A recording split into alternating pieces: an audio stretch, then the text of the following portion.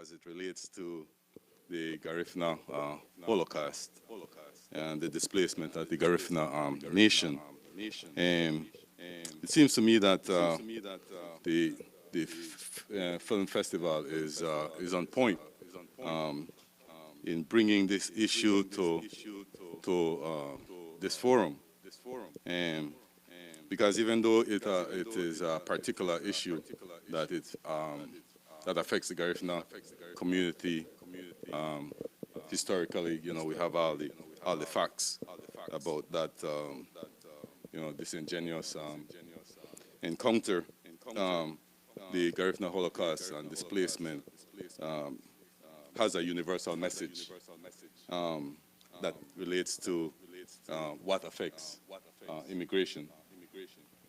Because we know that we have immigrants who are displaced from war, we have immigrants who are displaced by economics, lack of opportunity, and we have immigrants too who move by themselves because they're in love with somebody from another place. So there's some good things in immigration. Um, Good things, because I was thinking, just metaphorically, when I look at those monarchs in Santa Cruz, migrating from a different locale and all these beautiful colors, right? So when I look at immigrants, I'm also looking at the array, different cultures that enrich um, our experiences and things that we could share. I was also reflecting on a documentary I saw months ago called El Norte, and I wanted to just bring this to the fore. I was looking at El Norte because when people think about immigrants, some don't look at the cause, the root cause. I was looking at El Norte, and the protagonist in that documentary was being displaced because of some injustice in the community. There were these big companies who go into, small communities, and the workers are mistreated and displaced. And, and so people, generally, it seems like they always look to the north, and then when we come to the north, we also are displaced because, the cultural differences. Yesterday, we looked at Wayunagu, right, which was a documentary presented by Mr. Chris Miles, which also reflected on displacement.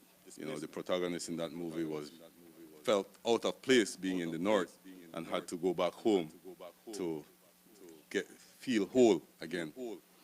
And these things, these movements and displacement have their own psychological impact on the migrants. So I think this is what we are discussing, right? And I think all the panelists here will bring their own point of view as related to the social and psychological impact of migration. So I want to pass it on to the first speaker. Yeah, my name is Ronnie Figueroa. I'm the vice president and co-founder of the Garifuna Heritage Foundation in Long Beach. Even though we're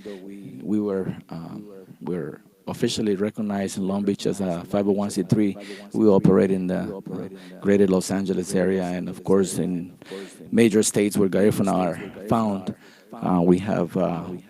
I have a quote that I found in one of my classes while getting my master's degree, and I couldn't help to really grab these piece of literature and share it with you. It says, Garifuna culture thrives in transnational space because language, habit, and tradition is still continues regardless of geography. And we see that in New York, especially in the Bronx, where there is drumming going on, dancing, Wanarawa dancing, the cooking of the traditional Garifuna food, and the speaking of the language above all. It's just amazing how there are Garifuna Americans born in New York and in Los Angeles who still are able to be fluent in Garifuna, which is very rare. But that's just one of the openings that I wanted to give you, just to kind of like get refocused on what we're talking about. And also being an immigrant from Guatemala and being married to a Garifuna woman, my wife has been a very active member of the community, and she was the one behind the force on trying to get GAFU to be a 501c3. So she is the founder and someone who I admire for the work that we both do in the community to try to make things better. First of all, thank you so much for inviting me into this space. It's always an honor and a privilege to be in spaces where I personally have the opportunity to share my story as a woman, a child, now a woman that was brought into this country at the age of 10. So part of your introduction spoke about displacement, right? And so specifically for me, the displacement has always been, I call it no man's land. I came here when I was 10, and up until a year and a half ago, I finally went back home after 30 years. And just this constant loss of where do I'm so glad to see that a mental health specialist is on the panel, and just this loss of not belonging. I don't legally belong in this country. I have no major connections to being back home. Even the way that back home would be Belize, and even the way that I speak, right? I'm always astonished as to when people point out the fact that I have no real detectable accent. That in and of itself is a sign of having to or choosing to assimilate and sounding this way. And like Ronnie said, having visited New York and just the rich cultural history of Garifuna, American Garifuna folks being born and still being entrenched in that. And by the way, if I didn't introduce who I am, my name is Ria. I came out about my status 3 years ago at this point, April 6, 2014. And I came out not because my stance about immigration was, oh, screw immigration. It was a bare material condition that needed to be met. I was back facing potential homelessness, being a mom to four children. I was put in a position because of my status and because of no longer being able to legally work in this country. Yes, I worked, but at some point when e-verify came up, all these other things that got in the way that made my financial livelihood null and void, I found myself having to ask for a handout, right? So that's what led up to me sharing my situation and being forced to share exactly why it is that I needed this extra help. So I'm always open to questions. I'm open to going to more details, but I will pass along the mic. Thank you, Ria. I'll pass on to Rosa. Yes. Hello, good afternoon. First and foremost, it's a privilege being here. Um, Again, my name is Rosie, and I'm also an immigrant that came here when I was 7, and I was born in Mexico. And you don't realize at that age what immigration is, or how it can impact you in a certain way at that age. And I do recall, I like to share a brief story. I do recall, not being able to go out to the park or not feeling safe because my dad immigrated here first, and he brought us here again when I was 7, and knowing that he was already feeling comfortable living in the United States, he wanted to take me out to the park or the market.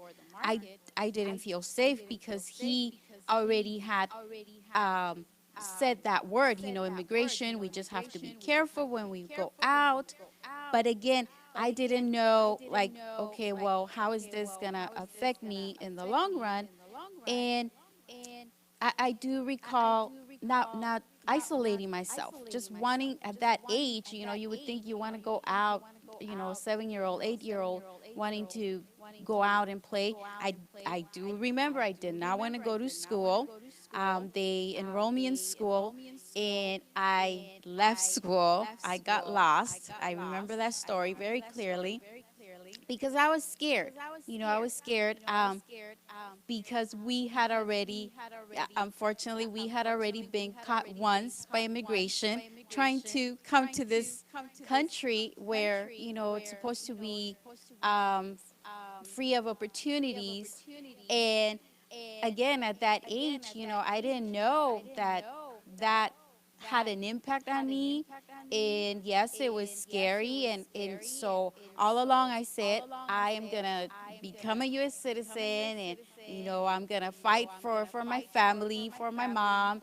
I'm actually the youngest of six. I have four brothers and my sister. And I probably can say that I was the first one in my family who became a U.S. citizen. And now, looking back and working for LA County Department of Mental Health, I I know that it all starts with just the thought of not being able to be free and talking to people in the community. How eventually you think, well, I don't need mental health services. But if we really think about it, immigration, the whole issue in the news and everywhere you go, you hear it, you read it, so it becomes stress. Stress becomes anxiety. Anxiety turns into maybe a physical illness already. And then this physical illness might make you lose your job or not be able to go to work because you're sick. And then something happens financially. So now you're stressed. Now you're depressed. So this turns into a more chronic depression where unfortunately or eventually you will be needing mental health services. And that is one of the reasons why we are here, and we will go more into details what we are doing as Department of Mental Health. But like I said, I never heard of mental health services. What was mental health services until I became a teenager, and I didn't realize I was suffering already from depression and isolating in the house. And again, like I said, immigration unfortunately turns into a health issue where it might be turning into a mental health, and that's where mental health services come helpful. Thank you, Rosa. Now we go on to Bilal Morris. Yes, I'm Bilal Morris. This is such a distinguished panel of diverse views in terms of immigration and the social and emotional impact that immigration is having or has had on people of color and immigrants in the United States, in various diasporas.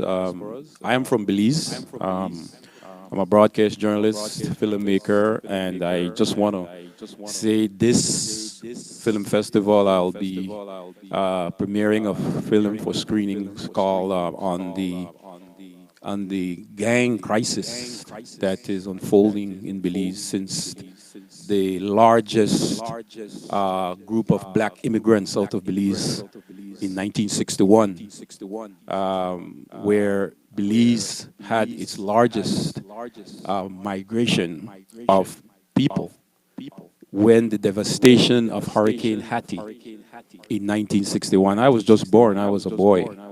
And that was when the United States government opened up the doors for Belizeans to get visas to come to the United States as a means of helping back their families, in supporting their families and having given us support that Belize could build back itself and develop back, and it worked tremendously.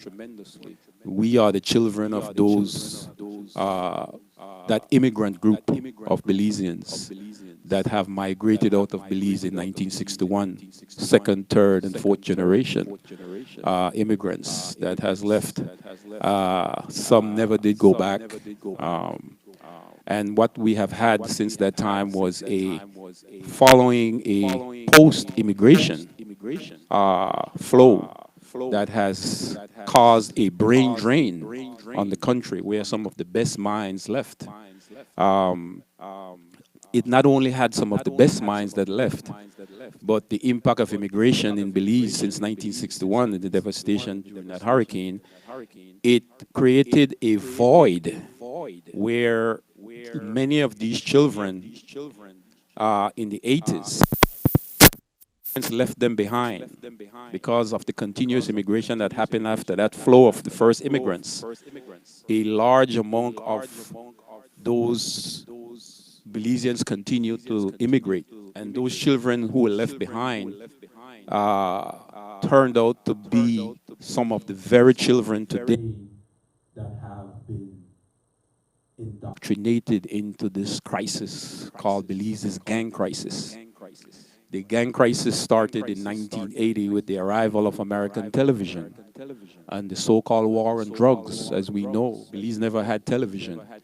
I grew up in a society that we listened to radio, BBC, being that Belize is a British colony, and Voice of America. And so we never saw television until 1980, and it was pirated. It was pirated out of from the American satellites, and the government, the prime minister of that country, George Cable Price, never liked television. He never wanted, he didn't like tourism. He never liked television because he foresee the damage of a society what would happen. And it changed the Belizean society overnight, its entire culture. But the main problem that it brought, the so-called war on drugs coupled with the arrival of American television, was that it created a gang culture amongst these children that was left behind where the parents migrated out of Belize, illegal immigrants, most of them being illegal immigrants, that that follow that first flow, that first generation. And today we have the gang crisis in Belize because of the impact of immigration. My wife, who sits in the audience today, she did her master's thesis called Long Distance Parents. She's a social worker, and I want to refer to her in the audience there. She has showed me a lot in terms of the flow of women, particularly the impact on women that came out to seek a better life for their children. And that master's thesis is going to be put into a book, and it's called Long Distance Parents, Parents that Lives Abroad, and the impact that those women who had to leave their children with grandmothers and just sending money and remittances, the impact that that had.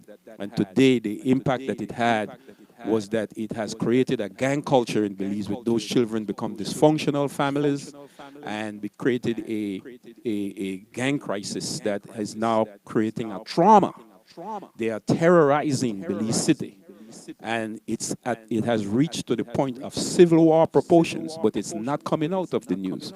We are not hearing anything about it. Somehow the Belize government tried to pretend that Belize is just a place of flora and fauna, and where the Belize board invites people to come to see the beauty of the country. Yes, it's a beautiful country, but it's human resource. It's young black men, both Garifuna and Creole, are slaughtering each other in the streets. And it has reached to the point of civil war proportions. This is the crime rate in Belize is higher than the crime rate in Washington, D.C. And so this is my being here today is to raise an awareness about the impact, the emotional and the social impact immigration has had on the Belizean society, both in Belize and in the diaspora.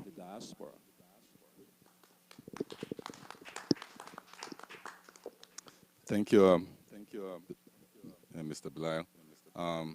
So the forum is immigration and its emotional and social impact.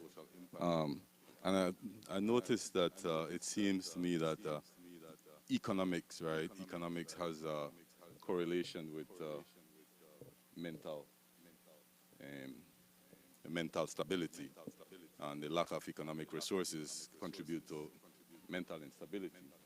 Um, we just had another person in the panel, Yvette Robin, who provides outreach from the LA city. And we'll ask you to chip in.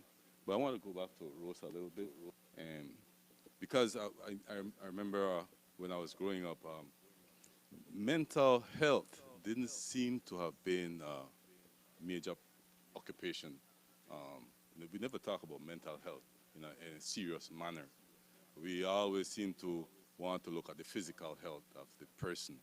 Um, but how can a community or society um, stay abreast? And I know it's your profession. How would you encourage a community perhaps to stay abreast of the the mental health of its community? What suggestions? I know it's a kind of broad thing, and then we could ask Yvette to chip in.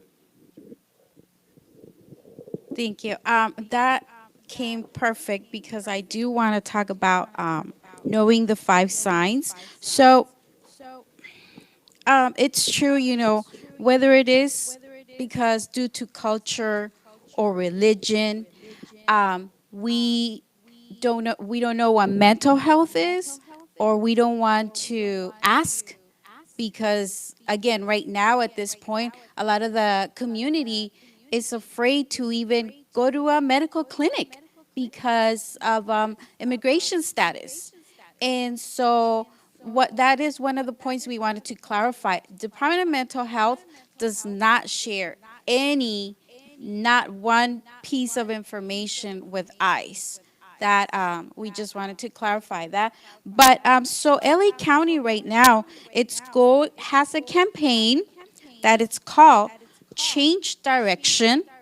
It's called Change Direction, and it's knowing the five signs. And you know, they're very simple, but again, because whether it is the barrier of culture, religion, or language, we don't want to ask, we don't want to talk about it. And so I want to share with you the five signs. The first one is personality change. And this can be whether it is your friends, family, a neighbor. It's good to be aware of these signs. So the first one is personality change. The second one is agitated, withdrawn, poor self care, and hopelessness. So again, these are simple signs for you to be aware of when it comes to family, friends, a neighbor. And so by knowing these signs, you should be you should feel comfortable approaching someone and offering them, just inspiring, saying a word of encouragement, letting them know that there is help. And that's why Department of Mental Health exists. We have a variety of services, whether it is someone that suffers from a high level of care to someone that suffers from low level of care, meaning outpatient.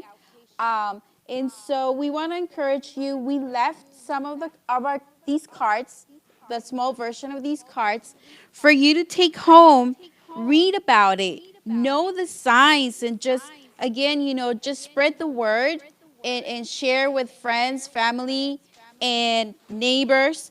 And sorry, I'll go back to this one. Now that one is you knowing the signs and offering help and letting them know that there is help.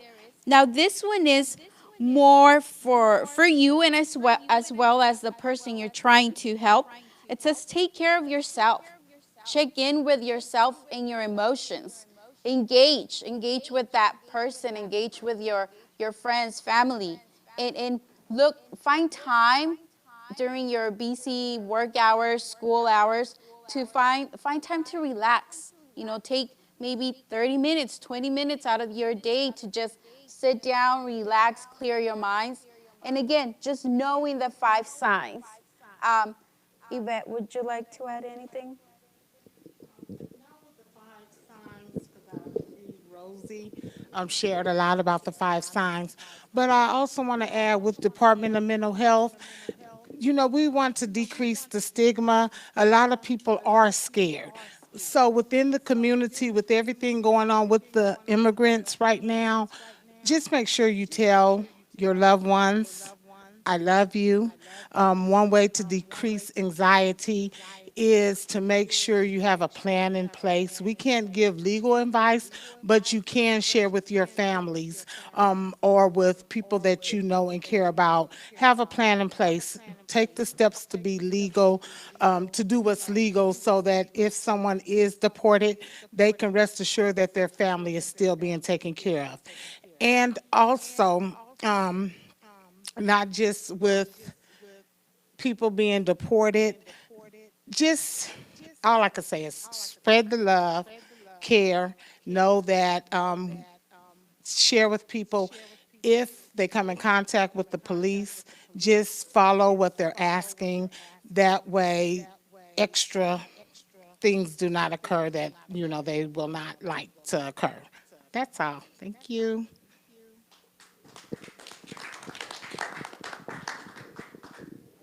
Yeah, I'll ask the panelists a few more questions, and I'll turn it over to the audience for questions too. But I wanted to follow up with Brother Bilal in doing that documentary on the gang crisis in Belize. You talk about the gang mentality, right? Gang culture. It seems to me like it was an adopted attitude to being. In your findings, in your documentary, did you find perhaps another culture that was not gang culture that perhaps would be more easily adoptable by the gangs? So I'm trying to see if there's a solution or a way out. The nature of Belize's gang problem, it's like post-migration, the effect of post-migration on children in that it was exported out of South Central Los Angeles. With the arrival of American television in 1980s, Belizean young men start watching movies like Boys in the Hood, New Jack City, the movies that glamorize the culture. Being that they were Belize being a predominantly black country at one time, most of these children were fascinated with the glamorization of these movies. And therefore, the movie theaters, as we used to have, used to show cowboy movies, westerns, as we used to call them, right? But when television came, those theaters had to be closed down. And therefore, television, which was American television that was pirated from the satellite, made this devastating impact in that here you have a culture, as you are asking my brother, that was there another culture that yes, there was another culture. The copying of this negative lifestyle from African American culture in South Central by looking at these movies that was made by Hollywood that had a devastating impact. As you know, subliminal messages is very, very impacting on young minds. But also another factor that played a tremendous role, as I had mentioned in the introduction of my presentation, is the so-called war on drugs. A large, as we know what happened in South Central Los Angeles with the Crips and the Bloods, with the American government using cocaine during the transnational aspect of drugs, and the whole crisis that occurred there, where that whole explosion occurred in Los Angeles, in South Central. It had a similar effect. The war on drugs had a similar effect in Belize amongst young black men, Garifuna and Creole, in that a lot of them were incorporated into the drug cartels. That the cocaine that was coming in from Colombia, Belize is very close to Mexico, Guatemala, Honduras, the whole transnational aspects of drugs. and the so-called war on drugs that the Reagan administration has implemented in trying to fight this flow of drugs into the United States, a lot of those young Belizean black men, Garifuna and Creole, became part of those drug cartels and are still part of those drug cartels today. It has gotten even worse. And therefore, those were the two push and pull factors that we find that created that problem. In the era of migration, of immigration, where there was a void left after those parents, those women, particularly those women, migrated out of Belize, it created that void for these young men. They didn't have no parents to lean on to, so the gang became the community. And therefore, the drugs also created an avenue for them to lust. They were lusting off these opulent lifestyles that they were seeing on in American culture. And therefore, it was such an easy and a devastating thing that occurred there. So that was the factor, the two factors that created that. It was a culture that was exported out of South Central Los Angeles into Belize via American television. So I want Belize is a small country. Belize City has a population about 60,000. Them being charitable, right? 60,000, and the young population is about 40%. Young, I meaning 0 to about 25 thereabout, right? So if I do the numbers, even though I teach English, um, I look at the numbers. You're looking at a population of maybe 35, 40,000 young people, right? And I don't know what that is equivalent to a school district in LA, but it seems like it's a small group in the city, predominantly in the city. And my worry about that problem is that it might spill over into the other districts, and not as profoundly as in Belize City, right? Um, yeah. So I just want to say that the present government has a high tourism interest. So there's a lot there's a lot of economic perhaps activity that should be happening, right? So I want to think that perhaps all is not lost because we're talking about a small population. And perhaps maybe as social workers, we might want to look at what's going on in Barbados that is far away from the U.S. And they're doing pretty, I don't know how they're doing, but it seems like they're doing a little better than Belize that is near to the U.S. But that's another issue perhaps you want to talk about. I want to come to Ria Lambe.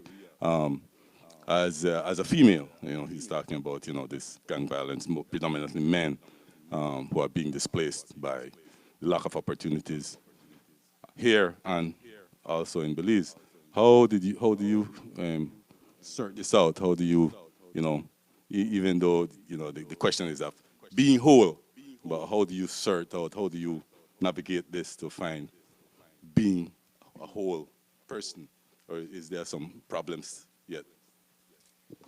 I think the challenge for me in answering that is my world is constituted mostly of a small world, right? So first of all, when I went back home, I had so I came out April 6th about my status. After being here for 27 years undocumented, and I made my trip back home after, like I said earlier, after 30 years, on December 5th, yeah, December 17th, I was home. And one of the things that I actually did notice was this constant, so when I left back home, I was free. I was a little girl, I'm free. I'm living my free 10-year-old, 11-year-old life back home. But when I went back home, specifically in Belize City, there was this heightened fear of don't wear this, don't wear that. I had a jewelry, I had my necklace on, and my sister made it very clear to me, make sure you tuck it in. And it was just this constant heightened fear of be careful. And I'm like, I think I went back with the state of mind of a 10-year-old that I could just roam the city, and it was made very clear you can't. I know for me as a mom with a 23-year-old, 19-year-old, my 16-year-old, he's in the audience. I'm always challenged as to the idea of gangs, right, infiltrating my children. My children, unfortunately, as young black men in this country, they're dealing with their own separate set of stuff. But I clearly remember my 23-year-old sharing with me being approached by gangs and wanting to get him. It's always this constant fear of, even with my 16-year-old, checking in with him and asking him if he's being bullied, and folks from the street wanting to take him, to be part of that.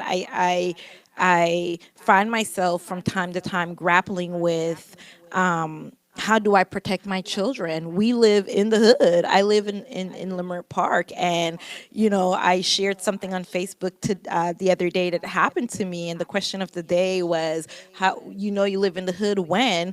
And for me, my you live in the hood when was, I hopped in my car. I'm on my way to school. And I said, well, let me double check to make sure I have all my stuff for the day.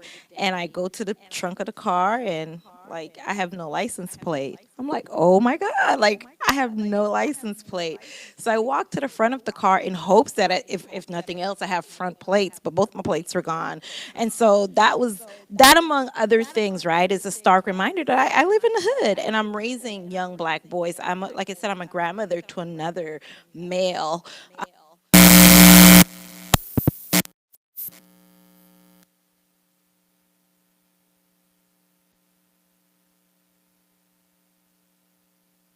Him. It's not gang related at all. It's not drug related. It's just life circumstances and him trying to search for who he is as a black person. I know that I shared with Mr. Morris a quick minute of when we chat. Part of also I wondered was, I know in the 90s as a teenager, a lot of folks were sending their children back home. And I even know with me, the 2 weeks that I was back home, I had to check. I had to check my American ways. Like, ask me, I would tell you, oh no, I don't have American ways. When I went back home, I was like, I had a lot of American ways. Like, I didn't want to get in that bus to go to St. Bite. I wanted an air-conditioned bus. I'm like, I'm not about to sit in this hot-ass bus trying to go across to the village that I was born in. It was just, I had to tell myself, Ria, leave your American shenanigans back home. Like, so I don't really fully know how to answer that question. I know for me, I was raised in the 90s, right? Late 80s, closer to the 90s. But I was raised with my cousin Cheryl. I was raised with my specific Garifuna community. My children are just not in that space where they haven't been raised with their cousins, where I was raised with my cousins. Let me take a brief moment. So that's the best way I can answer that. But let me take a brief moment to follow up with something that Miss Yvette said, right? So one of the things that I'm working with and trying to put together is a Know Your Rights workshop. Yeah, it's easy to say follow what the police says, but also as black folks, documented and undocumented, we really need to know what our rights are, and we really need to know how it is, especially as undocumented folks, how to properly handle the police, right? That means how to deal with ICE if ICE comes to your home, and how to deal with ICE if ICE was to pull you over in a car. So I think it's critically important that we have these workshops. I'm in the process of, it's hard to get bodies in these spaces. I judge no one that is undocumented and don't want to come out. Again, I didn't come out because I'm like, oh, I'm done with immigration and their shenanigans. I came out because of a basic material condition. I was forced to do it because I had to put aside that pride to make sure that my children would have a roof over their head, and in turn was able to share my story. I had to share my story. But yeah, it's critically important. Yes, follow what the police says, but we also need to know that we also have rights that we can tell the police no. We can tell them no. One of the organizations that I've partnered up with also, we have Know Your Rights. I think I may have some Know Your Right cards to be able to tear that off and hand it to a police officer. You don't have to talk to a police officer, period, point blank. I know that even the idea of being pulled over, it's an anxiety filled type of thing. And when we're in these situations, we're not thinking in the moment, but this, along with the mental health piece, right? This is where we have to train ourselves to check our anxiety and check our stress in that moment, because we do not, under no circumstance, have to speak to a police officer, period, point blank. That's a right. And again, documented and undocumented folks need to know that. Thank you. Thank you, Ria. So the issue of migration or immigration, right, and its emotional, social impact. Looking at the gangs from Belize going back home and taking this, migrating with another attitude and a gang attitude. I want to pose this question to Ronnie, being that you are in this space of Garifuna cultural heritage preservation. My question and my interest would be, do you find that having this cultural space, where young people find this cultural space, gives them perhaps some way out, right, from being adopting an attitude of gangs? Now, you might not know the answer for it, but I want to know if perhaps that might occupy that activity, that activity of belonging to something that you would makes you whole, mentally whole, all right, and be proud of, could be something that could be an ideal, as perhaps challenging the Hollywood, right, the Hollywood trajectory, right, so to speak. What have you found? Because I know you work a lot with young people, the culture, the music, the dances, and I've heard that usually when Garifuna people are having a party, there's less of a problem, as you know. I don't know. Yeah, you have a very important point. Working with the Garifuna community, and I want to shift it from Belize to Honduras and Guatemala because the Garifuna community, as you know, is transnational, coming from Nicaragua, Honduras with the largest number of Garifuna, and Guatemala with the smallest, and of course Belize. Um, I have found one that when the young kids arrive from their home countries to Los Angeles or New York, having a group where they identify helps to really ease the transition from being an illegal or maybe legal immigrant into adopting and assimilating the American way. It's a lot easier. Two, we got a phone call. We get many phone calls, especially this one here that came from Eli, very top-notch jail, immigration jail in Arizona, at the border of Mexico. And it was a young Garifuna who came at the age of 16, and he was incarcerated because he tried to make it across the border from Honduras, and he got detained multiple times. And because the kid didn't want to look back and go back to Honduras, every time he got deported, he was just dumped into Mexico. So he tried again. So finally, they were able to detain this kid until he turned 18 inside the jail. And so this kid had to find resources to try to fight his way to the point that he claimed to be lesbian from the LGBTQ community. So he identified as that, so he could get the resources inside of the jail to be able to survive and not to be sent back. So I guess all of this helped. But in the meantime, and as we were getting phone calls from the priest from the jail saying, Ronnie, I need you to help me. And this kid would call me and speak to me in Garifuna fluently and say, man, I need some help and get me out of here. You know, I need a sponsor. And we as a 501c3 could do the sponsoring, but then it was not just that. It's money, it's resources, and it's more than just accepting someone.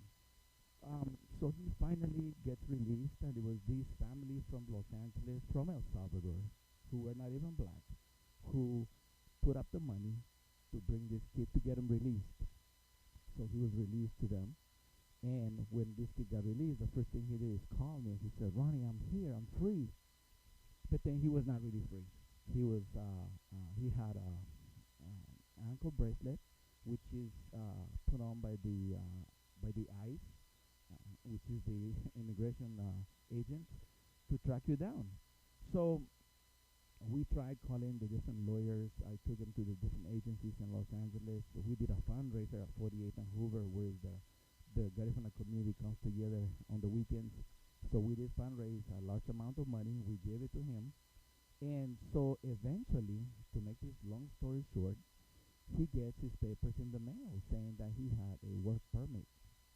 And nobody was given a dime to the fact that this kid was ever going to be legal. Well, he's not legal yet, but he's able to have a window of opportunity to work in economic. Yes. So as soon as he got the paperwork, he came to me and he said, "Thank you for what you guys did," and that's part of what we do. So he moved to Texas to where his sister is living in. So that's one story. The other story in looking at the mental issues and the negativity that immigration brings, we have also to look at the good and positive things that I have seen, which is going to the Guatemalan Garifuna. A lot of the Garifuna who came from Livingston went through Belize.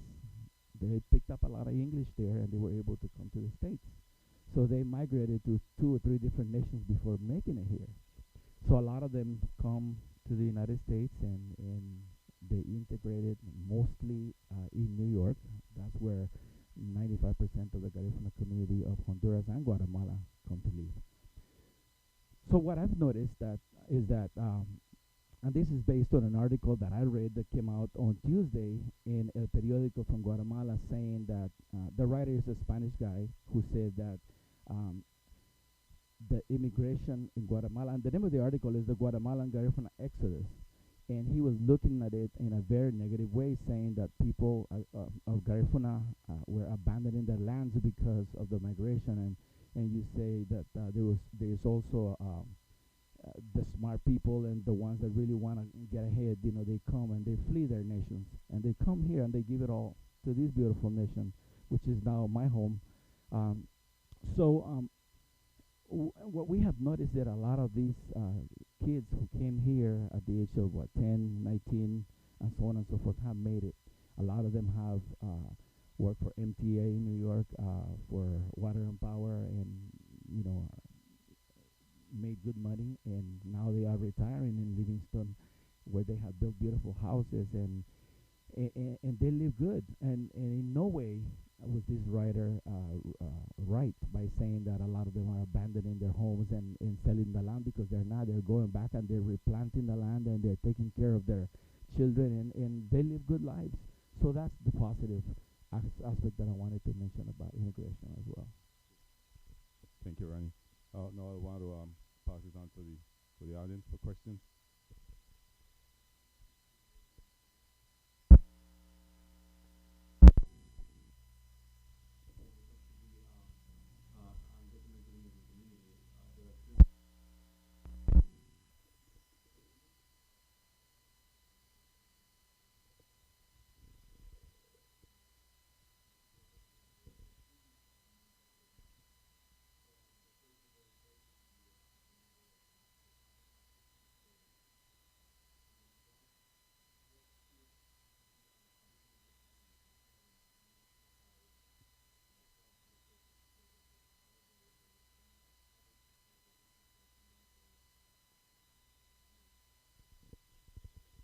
Um, I'm gonna say my job for Department of Mental Health is to go out into the community. I'm a community worker, so I go out into the community and I bring out the services. I've been going to churches. My colleague Yvette has been going to libraries, and so like you said, we're trying to decrease the stigma by going out ourselves and letting the community know what kinds of services Department of Mental Health is offering. Again, we are not immigration experts. We have links, so we will link families.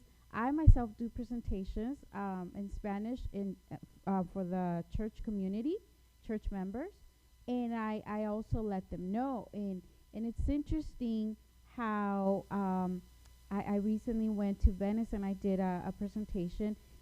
Being there and asking them if they knew anyone who needed mental health services, no one raised their hand. And I said, have you heard of someone in your family before needing mental health services? And no one raised their hand. When I went back to the office, about maybe a couple days or a week, I got phone calls because, again, like you said, people are afraid. They're even afraid to attend these kind of workshops because they think it could be a plan to catch them there, or but that we don't provide any information. Everything's kept confidential. Everything's confidential, and we provide the information, what kind of services we offer, and we leave our business cards, so if they don't want to speak up in public, they can call us.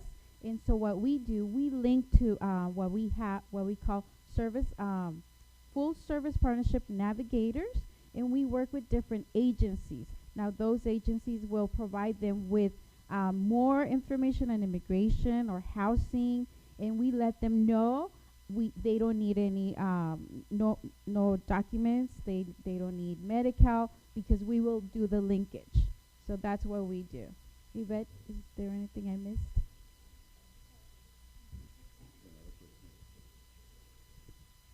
Hello, how you doing? My name is Clyde Gillette. I'd like to talk about, in regards to each issue that is being dealt with and the urgency to get the awareness. And I know that your agencies now, there are a lot of grassroots organizations that already exist in the community that need the springboard supports of other organizations such as yours to give them validation. And volunteerism is a big, big part, and I want to see if you can address that, because that volunteerism gives more information for the person who volunteers, who is now a spokesperson to the illegal immigrant who is troubled by something. There's other ways to be able to get that information through the form of volunteerism and friendship. But it's still been the biggest form of information gathering at this particular form now. I'd like to address that type of community relation between your organization and the plights that you're on. How do you motivate now those people who are legal to help those who are illegal? And Yvette, since you're outreach, I'm putting that on. Again, it's a linkage of service. So with that, as Rosie shared, we have service navigators, and we also have an access number. I don't have that number off the top of my head, but I will make sure you all can get that number, or when we meet back again, I'll provide the 800 number. You can call that number and say, this is what I'm looking for. They can route you to what you need. We do work a lot with the libraries. The libraries have a lot of different programs that's going on. Also, when the young lady here was sharing about her sons and the direction we want our kids to go, I would say mentorship in general is just a lot out there. And we do, if you attend, and I will encourage you, whatever area you live in, to learn about your SAC. That's the Service Area Advisory Committee. Find out about that. LA County is divided up in 8 different committees. And with that, you find out a lot about what's out there. You can get on an email list, and you'll hear about all the great things. They have something that's called Sister to Sister. They have special things for Latinas. They have a bunch of different resources, but it's just being a partnership, it's being a partnership with agencies so that you can hear about things. All I could say is get involved with your community, wherever it is. I was honored last year to be able to be a part of this, and I believe it was people from up north.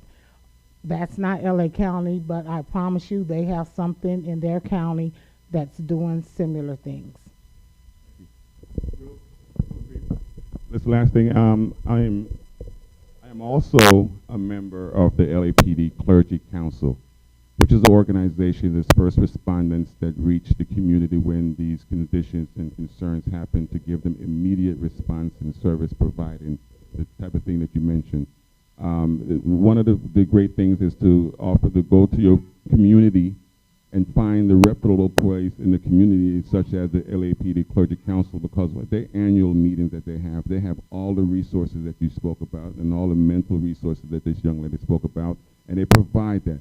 We have the challenge to bring the people to the location to get the information, and we kind of springboarded on them through our national night out events where we've used the forum now to be booth recipients so people have an opportunity to sidebar and come and get the information.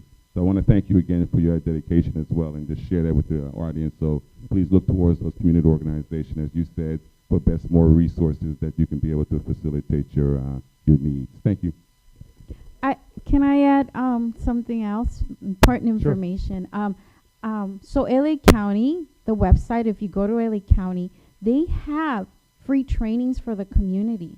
And one of them that's very important for anyone, it's called Mental Health First Aid. It's like the basic, knowing the basic, what to do when you encounter someone that is going through a mental health crisis. And again, you go to their website, go to trainings, and you go to the ones that are open to the community, and they're free for you. Department of Mental Health offers them for free. Okay, well, a question?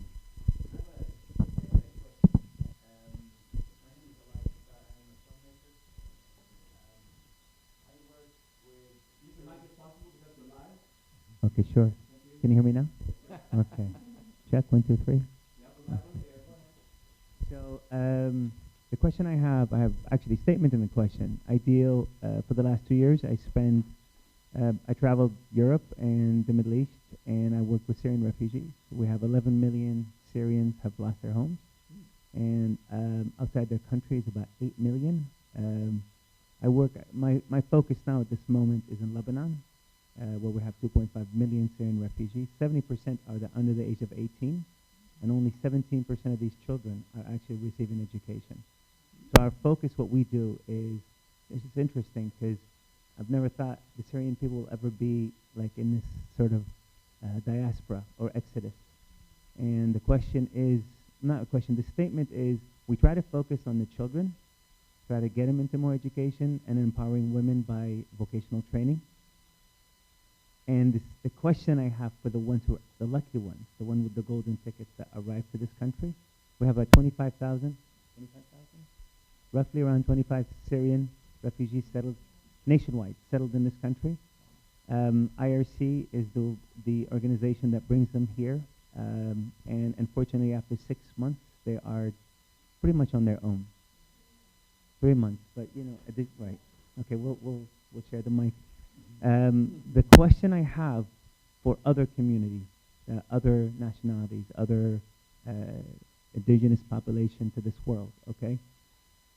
This is a very unfamiliar territory for most of Syrians. The question is what is the experience? What do we need to do? Because a lot of the ones that arrive here have mental issues. We're speaking about mental issues, traumatized from the war, from the children to the adults. The children can adapt very quickly, but what about the adults? What about the women?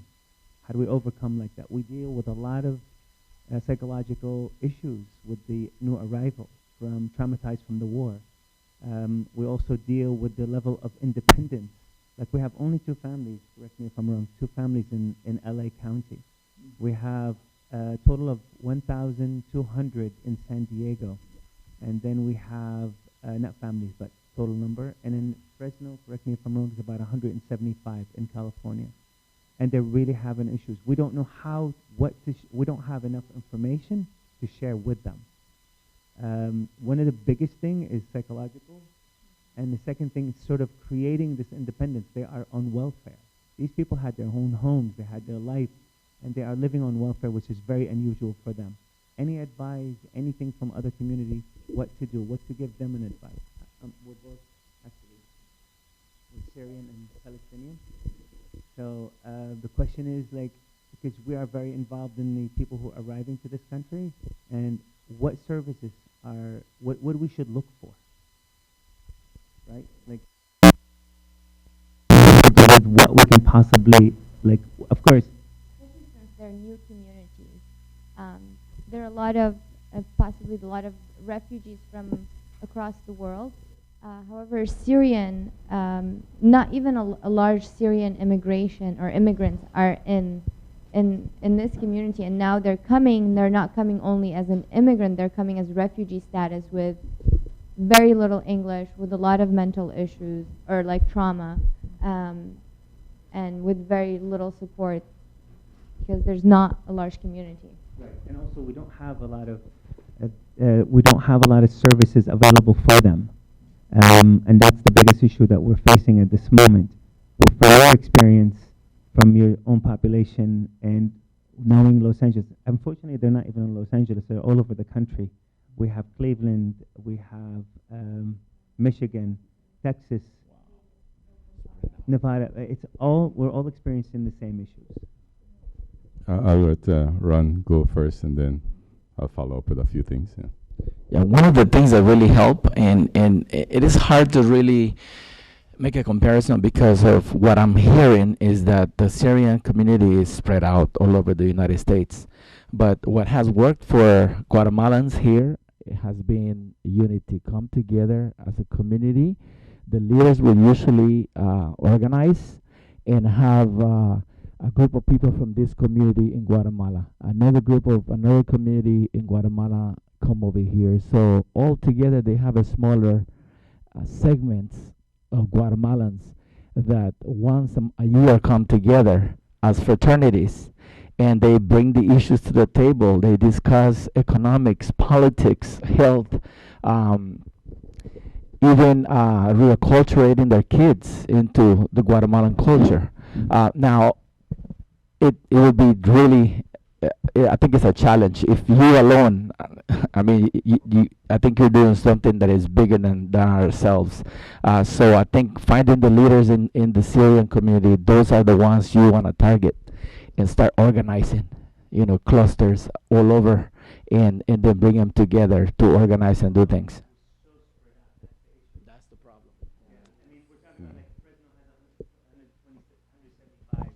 And then San Diego has 1,000. In San Diego, we had some help, and we organized like support for them. But my question is, how do you have to understand they're traumatized, man.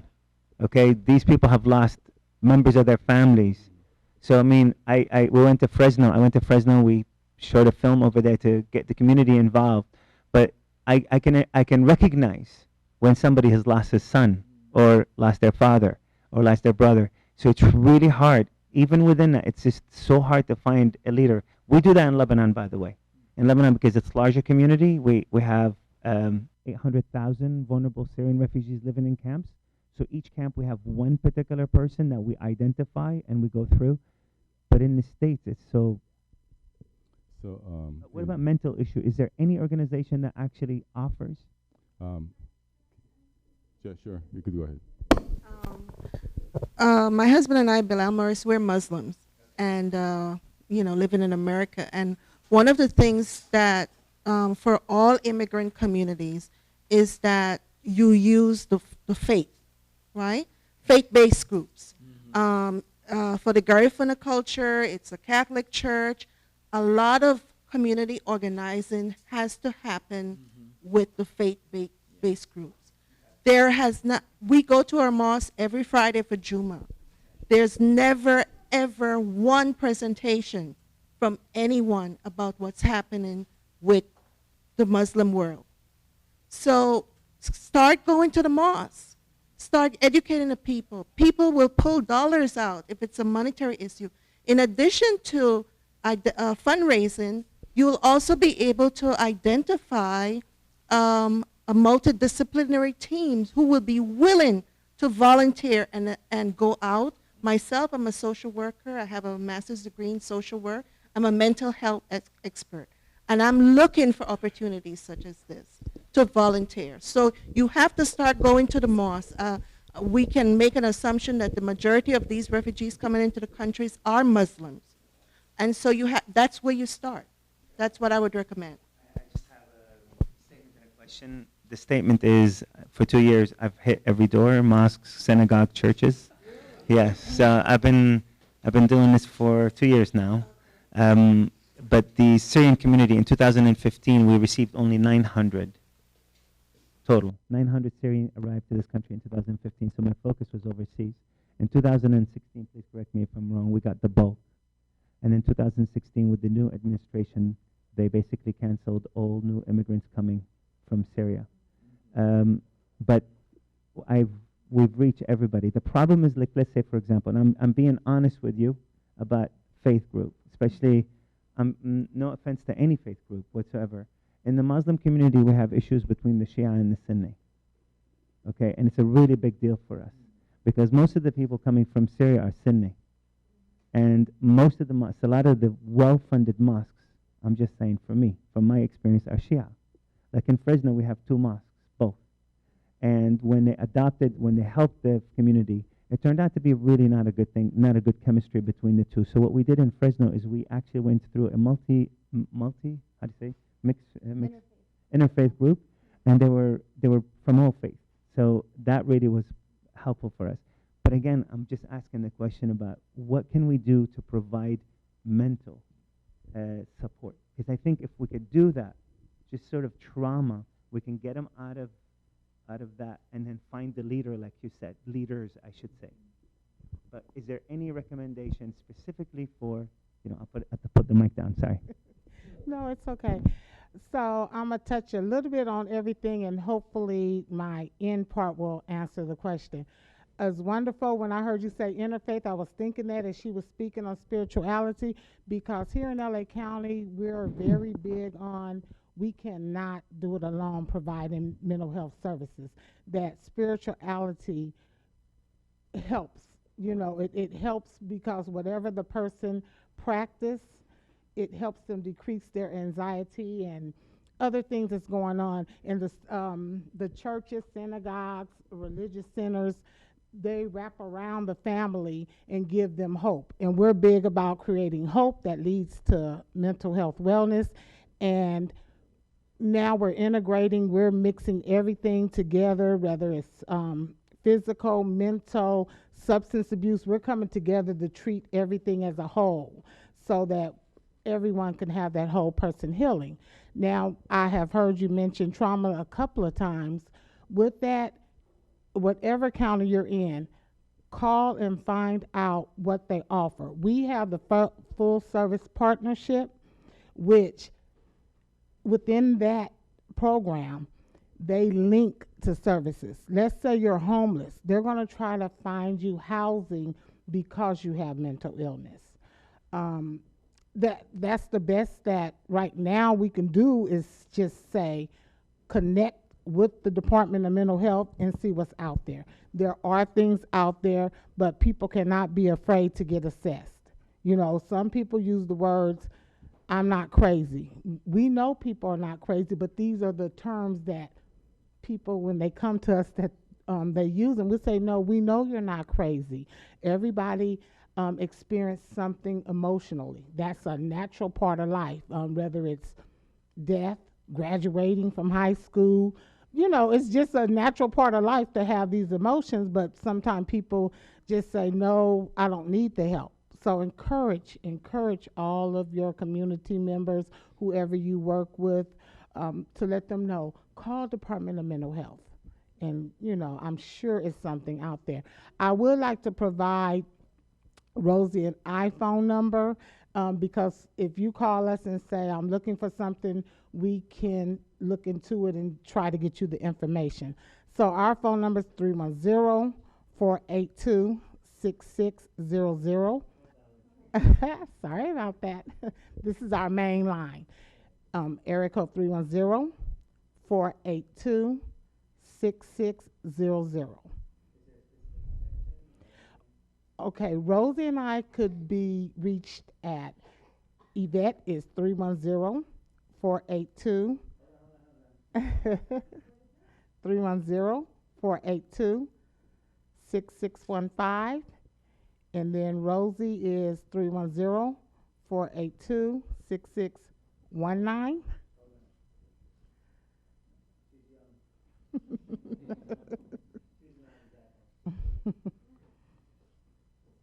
Okay, we're okay with the numbers? For Rosie is 199.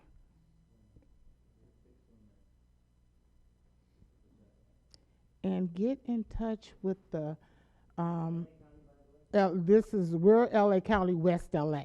So we're considered right here Service Area 5. But there's different areas. Glendale's within LA County, but that's not us. That's Service Area 2. So if you call us, we will route you to our specific area, not ours, but the specific area. You could give us a zip code and we could look up and tell you exactly who's doing what. Well, for LA County, we could speak to, but we could take the time, if this is a concern, to find out who could lead you to what in whatever area. Okay? Thank you. And just very, very briefly, so over the summer, I was able to be part of an internship. It's actually an internship specifically geared for undocumented immigrant youth folks. I don't fit none of that youth folk stuff, but I was able to meet a young lady that does work specifically for refugee folks because she's a refugee herself. So her work is specifically geared for refugee people. Her organization is TIYA, Tiyya. Let me, by the end of today, I will either contact her personally or find a way to connect her with you all, because that is her work, and her work is out of the Inland Empire. So I'll definitely make sure I connect with you on that.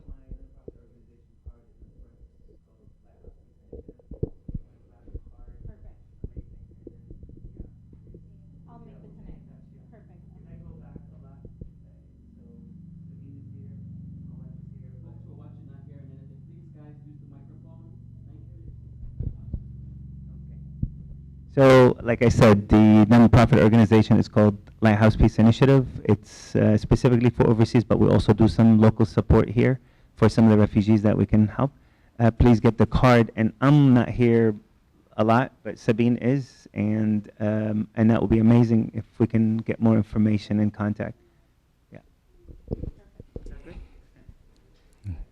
Question? Yes, I had actually one comment and two questions. And one of them, the questions go back to the issue of health service access. And can any of you explain for the audience and listeners what emergency medical does for low-income people and undocumented immigrants, as well as the recently signed law by Governor Brown of SB 75, which extended medical services fully to fully cover all undocumented children under 19 years of age, and how can families utilize those resources to have access to mental health services? And the third, and this is just a comment, is as part of this festival, there's a short called Children of Becca that deals with the issue of children in war. So I encourage everyone to check it out. Yes. Thank you. Okay, could Yvette, you want to respond to that? Just real quick, it's right after this panel. Okay, kind of state the question again, and I'm going to see if I can answer it. Emergency medical works for undocumented immigrants, and second, how can families utilize, have access to mental health services through SB 75, which is the state law that Governor Brown signed recently that expanded medical to fully cover undocumented children under the age of 19. Emergency medical works the same.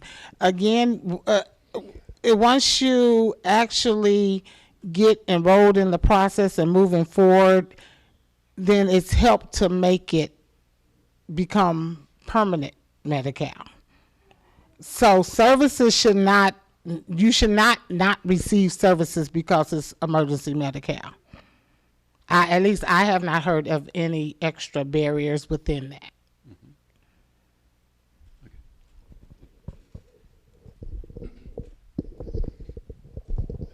So I want to be provocative as a moderator. I want to provoke and create some problems. And working on reflection of the Garifuna experience, right? The Garifuna experience has been after we were displaced in St. Vincent, and there were the Spanish and the French who fought with us to take away the land, and then the French and Spanish, and then the last was the English. So we found ourselves eventually in Central America, trying to find a way out. So much so that we ended in Honduras under Spanish rule. The Spanish rule with the Catholic Church.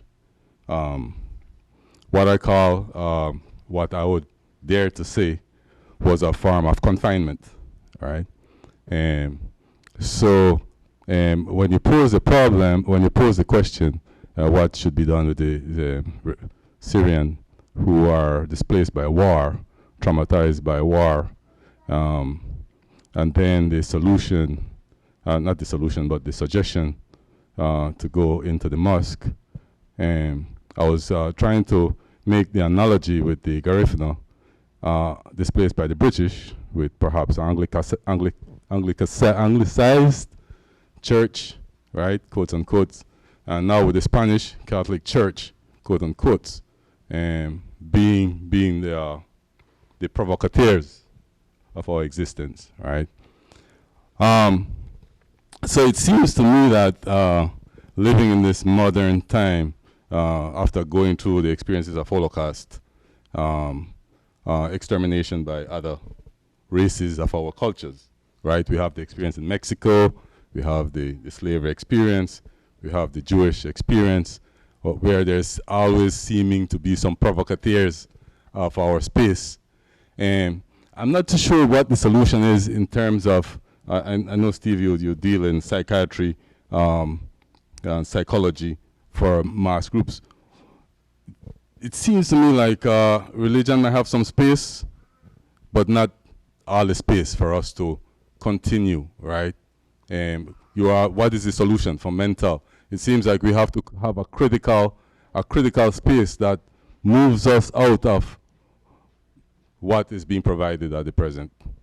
And a new form of leadership that is visionary, that perhaps is not so much tied into some religious, but perhaps a sectarian, some kind of sectarian space that doesn't compromise itself. These are all really, really big issues and problems that you're raising about immigration, about people being forced out of their homes on all different levels, from all of our conversations, and the crisis that you're talking about is certainly of huge proportion. And I think one of the ways that we get stuck is we can get overwhelmed by what needs to be done and where do you begin, and okay, we address this, but then we still have the issue of all these additional refugees coming in. Let me just make a few comments about I'm a psychologist and a professor at UCLA, and one of the areas of my focus is on resilience, and about how the brain functions. And one of the things that I think is an issue for for this conversation is, and particularly about our children, is a sense of danger that we are all placed in, whether it's not knowing whether we can walk outside or go and play in the park without a danger, being faced with the danger of being found out, whether it's Syrians being forced to leave their home because, you know, there's the fear of death. One of the things that happens with fear is that it changes how the brain functions. And it changes in very important ways how the brain functions.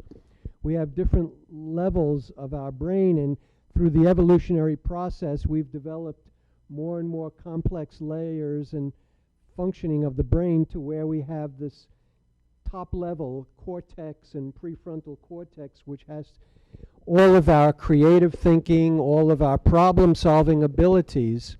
And then below that is the emotional brain, and below that is the most primitive or survival part of our brain. And one of the things that happens with danger, and that's really, however we want to frame it, we're talking about different aspects of danger here. One of the things that happens is that the brain shifts to lower, more primitive levels of functioning. So children brought up in this environment, in this climate, they go into this danger, fearful type of state, and it interrupts development. It interrupts mental and emotional development. And so that's on the very basic of levels, because whatever current hardship, current problems we're talking about, ultimately we want to know what's important for healthy development. We want to know what's important so that when the crisis, whatever it is over, we're functioning okay. And what we're talking about is conditions under which that doesn't happen. Okay, so that's the first thing I think is so important to talk about, is that all of these kinds of dangerous situations, fear of ice, fear of being exposed, fear of not having enough to eat, result in an interruption of normal development of the brain, and that's so important. When we talk about how do we deal with all of these situations, one of the things that I do is I separate out the problem from our reaction to the problem. And most of the time, these are linked together. Okay? So there's a problem, and we have a stress reaction because danger creates the stress reaction. And the stress reaction actually interferes with our optimal functioning. So the first thing you want to do, whatever the problem is, you want to see if you can help the individual kind of self-regulate. What I mean is, if I'm emotionally upset, to have a way of calming myself down, to have a way of finding my own center of gravity, finding my own place that I can come to rest. So if you're in a boat that capsizes in the middle of the ocean, and you know that's the ultimate danger, if a little log comes along and you can hold on to the log, well, you still have all the big dangers to deal with, but simply having that log is some respite to now at least I don't have to struggle to stay up, keep my head above water. So in a general sense, you want to identify the logs. You want to identify anything that helps you self-regulate, that helps you feel okay, even if it's in the moment, even if it's not solving the whole big problem.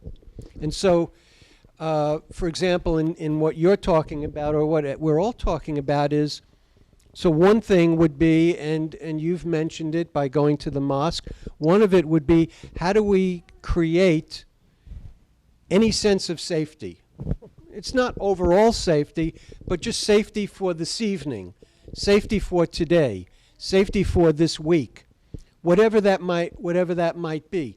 So for example, finding a small community, and I realize you're dealing with people spread around, but then you may need to use the internet to create a meta community where people know Tuesday at 3 o'clock, you hook into this network where people can talk and share. Some people will be able to express their fears.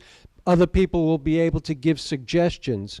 So there's no big answer, but there are these small little answers that have you actually feel like you're making progress in some way. And that sense of progress facilitates a sense of resilience. So it's a step by.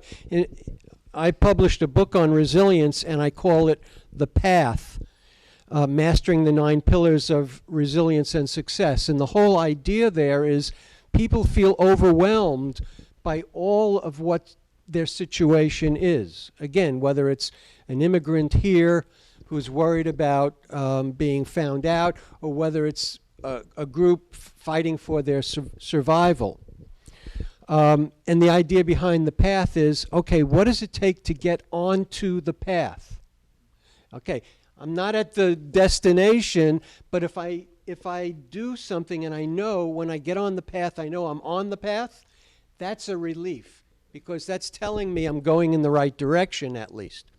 So, and more specifically for you, I could probably link you to some organizations or give you the names of some organizations that could be of service to your groups. We could talk later. But I know I'm connected to some trauma-related organizations that specifically, they've gone to China after one of the earthquakes and the tsunami and things like that. So there are some organizations around that could be of service. Thank you, Stephen. We have a question. You want? Go ahead. The 10 tips for stress. Do you have a copy with you? Well, we don't have it in here with us, but out there's a flyer that has 10 stress relief. So I know a couple off of the top of my head. One is find someone to talk to. Another could be to create in the moment. Maybe that person can take a walk. Maybe in the moment finding them a self-help book, something that they could refer to. But please, when you get a chance, get that flyer. You know, what works for me may not work for someone else. So what works for you all may not work for me. So we have to remember that, but it's something, as Dr. Stevens said, knowing that there's help out there, there's ideas out there, you just have to find out what works for that person. I just want to go back to you, the gentleman there, about religion, just a question. Yeah. And about also the ideology of finding people who are non-secular. Secular. Mm-hmm. Because for me, I think the issue of what we're having specifically right now is very related to religion and ideology, pretty much in many different places. And my question is, you asked a question to be provocative about one specific thing. Why bring him to one faith or different faith? I just think it's time for us, maybe, okay, to go beyond that. Like what I do, where I'm part of maybe 300, 400 international volunteers that we specifically focus on Lebanon right now. Okay, and we do everything we need to do. Most of us are from Europe and America, some from Asian countries, and some from South America, very, very few from South America. And it's very interesting for me how the dynamic is changing. Okay, we as an international volunteers who predominantly are not Muslim, we are going to and help the Sunni community in Syrian Sunni community in Lebanon. It really is changing their perspective of who we are. Doesn't matter what religion we are, okay? And vice versa, by the way. Okay, so yes, I agree with you. If we can focus on that and focus only on humanitarian work, I think it's an amazing perspective. I really appreciate that. I think that's what I got from you. That's what you were saying, correct? Yes. Okay. Challenging us to go outside the religion and think about more as a humanitarian? That's correct. Okay. And I wanted to follow. Okay. Yeah, go ahead.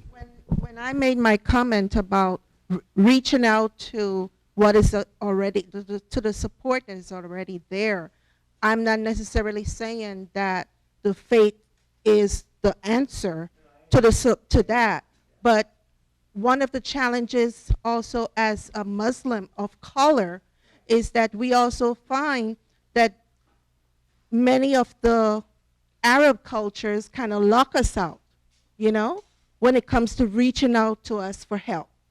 And we are dying to serve and be a part of the solution. And so for me, it's a struggle to hear, you know, I understand what you're saying, to be as non-sectarian as possible. And as a Muslim, I view myself as a humanitarian. But I also feel that, you know, I would also be in a good position to help my brothers and sisters, you know? And I feel I know a lot of Muslim professionals who are also willing to help. And I feel that what we have to offer is not being tapped into. And I think that's a shame. I totally agree with you, and I'm going to give you my card, okay, right now. And please share what I do with your community, because we do need help. Yeah, my brother, I just want to also, in terms of addressing that, it's not only about secular or orthodox or whatever it is. I think Dr. Sidorov brought up a very important thing in terms of you have to try to create intervention programs. You in the Syrian community, being that you're non-Muslim or not, non-Muslim Christian, this is what we are doing. I am a gang intervention specialist trained by LA Unified School District in terms of intervening in trauma and things like that in terms of gangs. I worked in one of the most gang-infested neighborhoods, Jordan Downs, Jordan High School. And I did not understand how to deal with young people, how to teach young people that were in gangs. Until one young man walked into my classroom and said, "Do you know all of them that you have in here is in a gang?" And he said, "You need to come to my gang intervention workshops." And I thought that I was a trained educator. I don't need that. But I had to do that. And I learned, yes, I was glad I went. I think that what we are doing in Belize, my film is dealing with the gang crisis and the trauma that it has in Belize. The whole Crips and the Bloods warfare, that it has reached civil war proportions.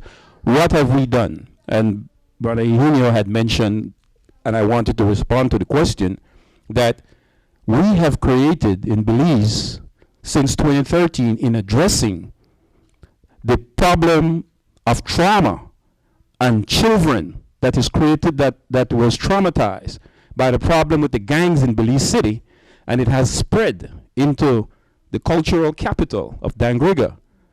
And it has spread further than that. It has spread into Punta Gorda. I was part of a gang intervention crew of educators in Belize that in 2013, where I was able to shoot my film, to follow this gang intervention social worker named Abdul Marin Yunus. And we teamed up, myself from South Central Los Angeles, as an educator, and we didn't know how to address this, just like you don't know how to really, you're finding that going to the Muslim community, there are Shia and difference between that. Yes, but there is that space that you can create. What we did in Belize, we created our own gang intervention program. And we did a tour in the South. What we found out that the crisis was spreading into the South, coming from Belize City, where it was at a civil war proportion. So we created our own gang intervention program by my taking strategies from South Central to them, to the educators there. And our program now is about 4 or 5 years old. And we has helped curb the spread of it into the South. When we got into the South, we found out that it was already there. We gave talks with the students, with the educators. And we found out that none of these educators in the schools, in Toledo Community College, in the primary schools, they were not trained to address the problem. And so we asked them if they know that these children are traumatized and that the problem is there. They said, "We know, but we don't know how to address it." We don't know how to intervene. And how do we know? We asked the kids. We said, what is the color of the People's United Party? They said blue. It's a party that represents blue. We said, what is the color of the United Democratic Party? They said red. And Abdul Marin Yunus, who you would see in my film, he's the one that is doing this. He's a trained social worker, a trained gang intervention specialist, but we are trying to find if these children have been traumatized. And he said, what gang does the PUP belongs to? They said, the Crips. What gang does the UDP belong to? They said, Bloods. These children already know.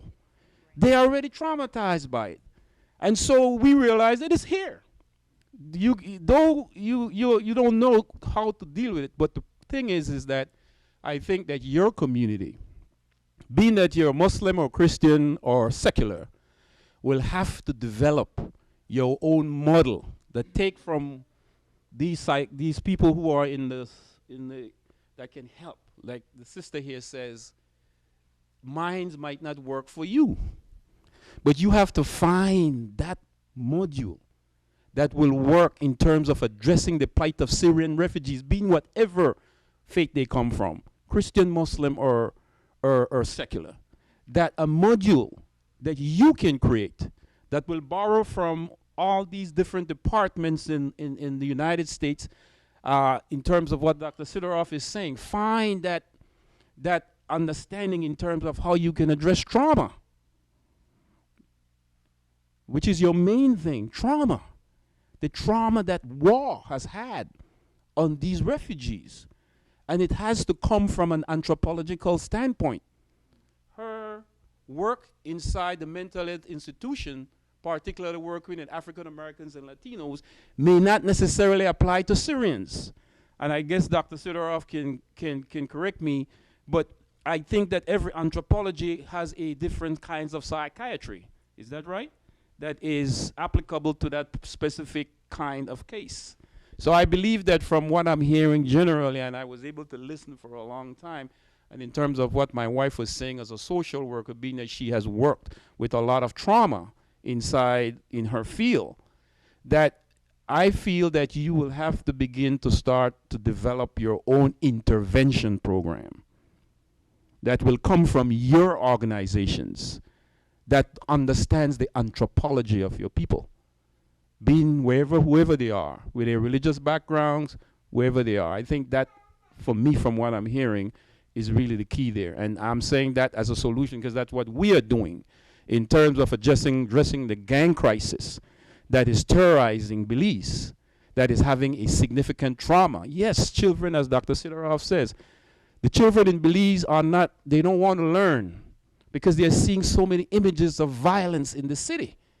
These gangs, if you see my film, they has a map to show you how close the turfs of the Crips and the Bloods are. It's a small little city. And they're just beside, these young men they're so close. So can you imagine a little population of 60,000 people, predominantly black people, that are, it's at a civil war proportion. It's like having a civil war. They are child soldiers.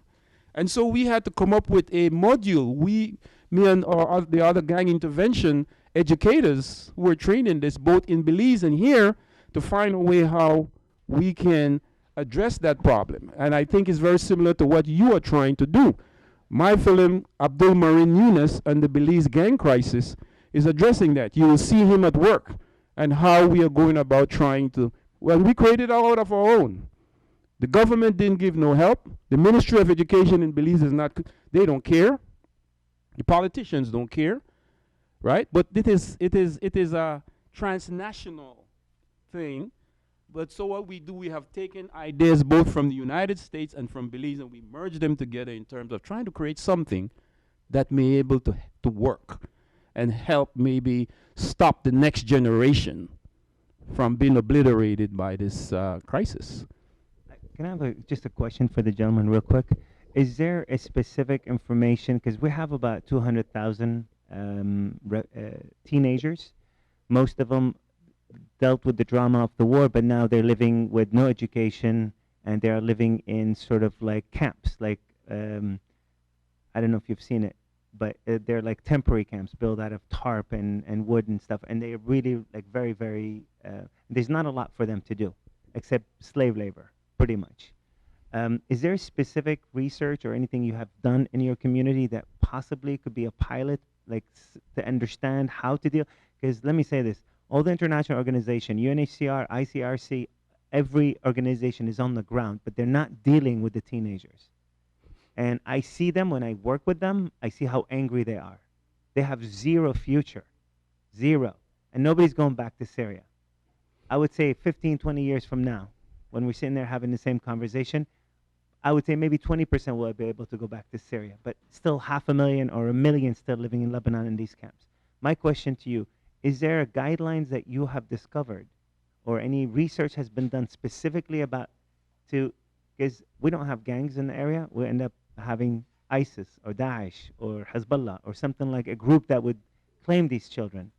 The question is, is there studies that you have done that you could share?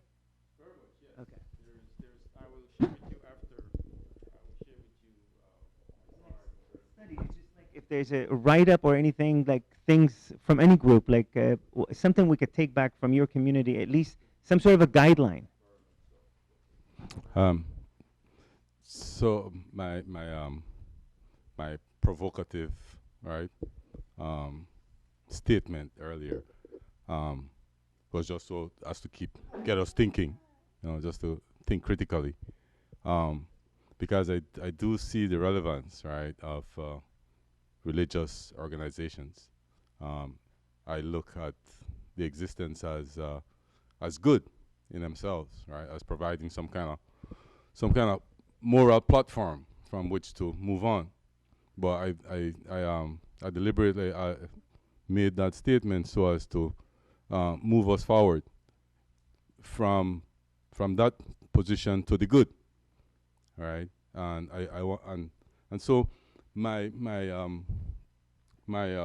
challenge, because I'm an educator, right? And when I see my students, I give them statements to critically analyze and give me back something that I could work with. And if I'm not able to work with it, then I say I'm not satisfied, right? So it seems to me what if I use the Syrian as the Syrian problem, right, which is emblematic to what happened to other societies, why we have economic migrants, right? Why we have refugees, migrants from war, and all these are indicative of a cause, right? And so we have a cause and an effect. And perhaps the county Department of Mental Health eventually might have something to give us if perhaps we do a study collectively, all of us here, because I'm not too certain if you have experienced war, displacing millions of people, and what that does to the brain.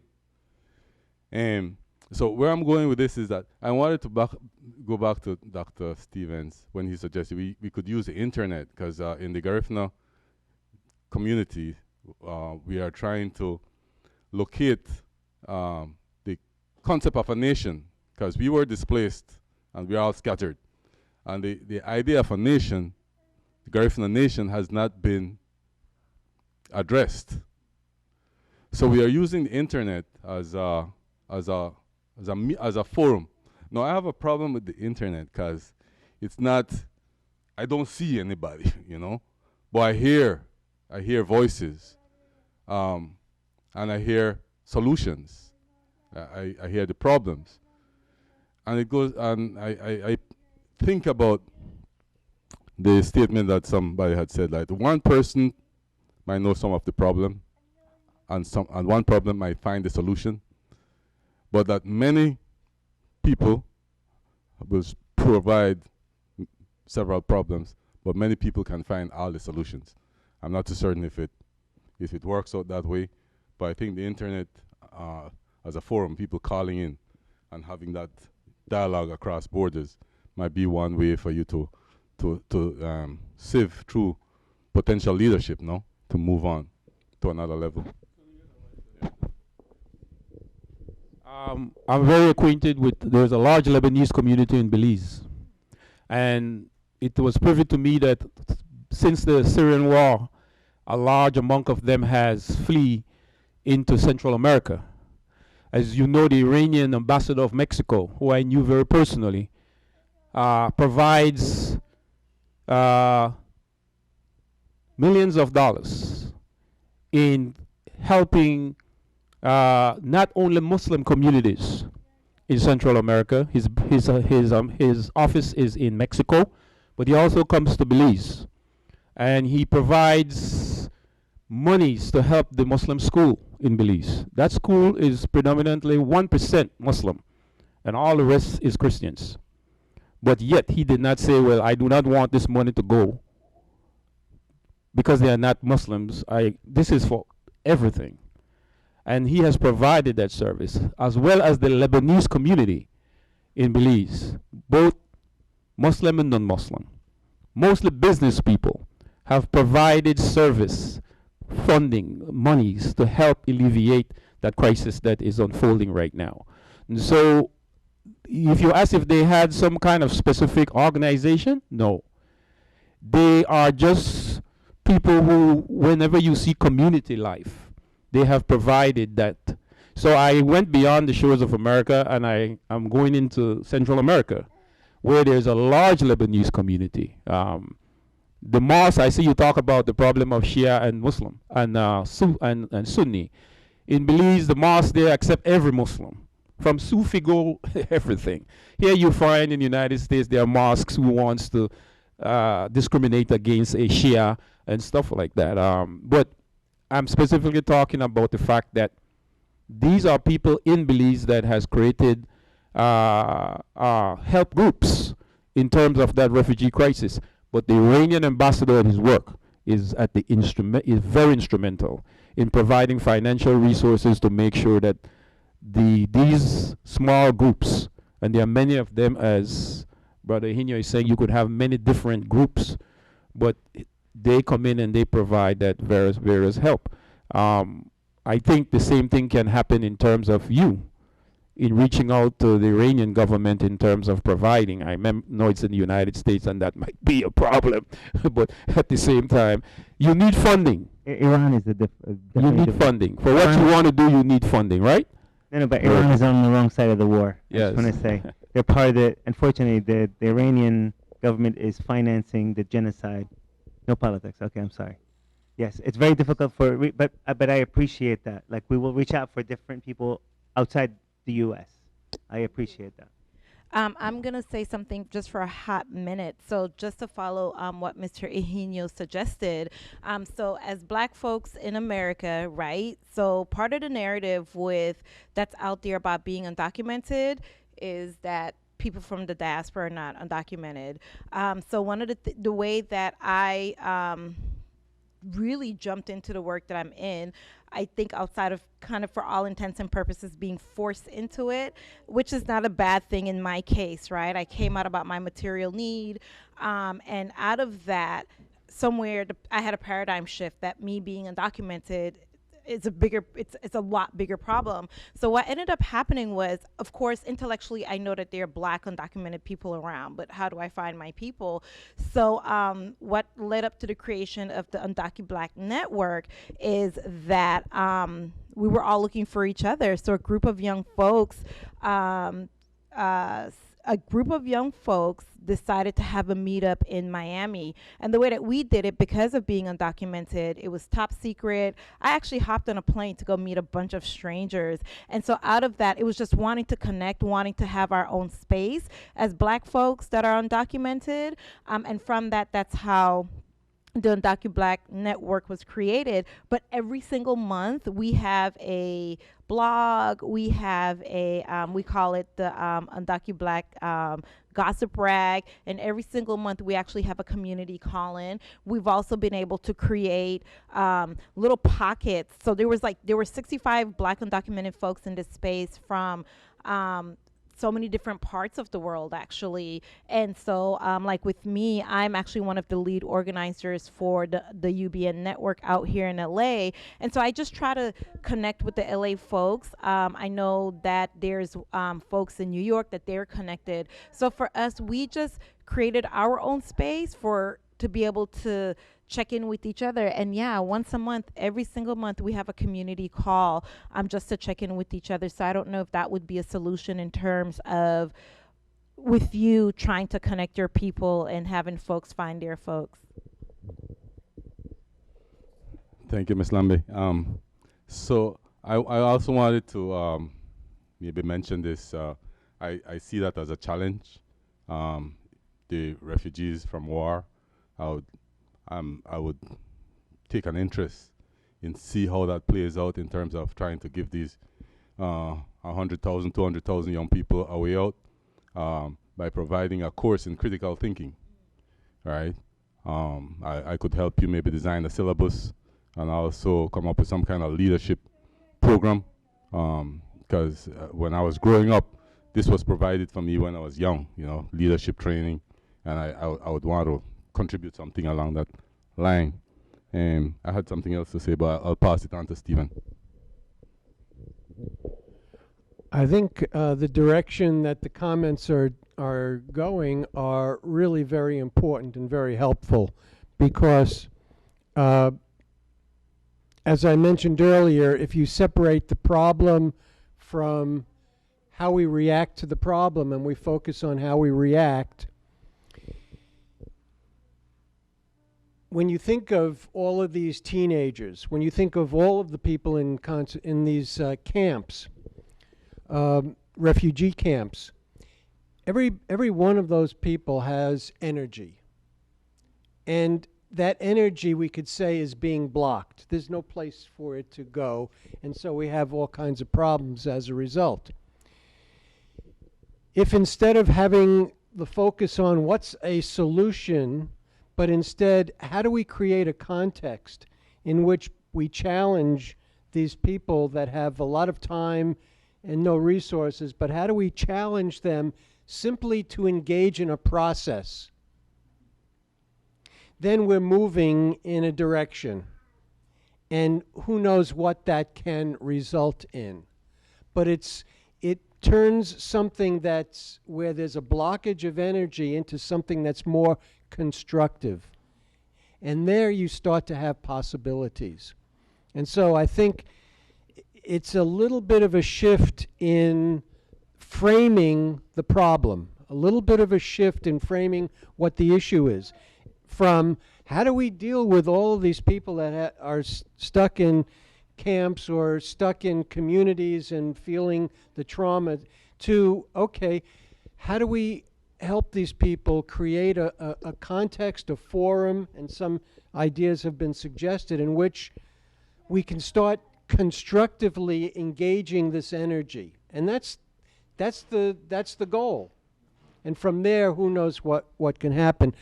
I want to say that we still have about 15, 20 minutes left in our panel and discussion, but I was just informed that in terms of the radio broadcasting of our presentation,